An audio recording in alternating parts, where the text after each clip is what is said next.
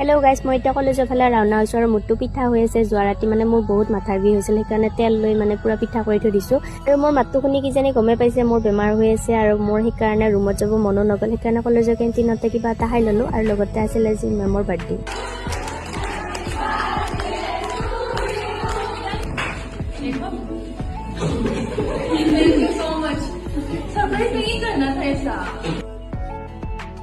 আৰু এইটো হ'ল আমাৰ এনাটমিয়ান ফিজিঅ'লজি মেম আৰু লগতে আমাৰ কোঅৰ্ডিনেটাৰ মেম। আৰু এই তিনিজনী আমাৰ কোঅৰ্ডিনেটাৰ মেম আৰু লগতে চিন্তিয়া মেম বহুত বেছি মৰমীয়াল আৰু আমাক ইমান মৰমত পঢ়াই নহয়। সেইকাৰণে মই মেমক বহুত বেছিয়ে ভাল পাওঁ। অকল মেমক বুলিয়ে নহয়, মই গোটেইকেইজনী মেমকে ভাল পাওঁ বাৰু। গালি পাৰে তথাপিতো ভাল লাগে আৰু।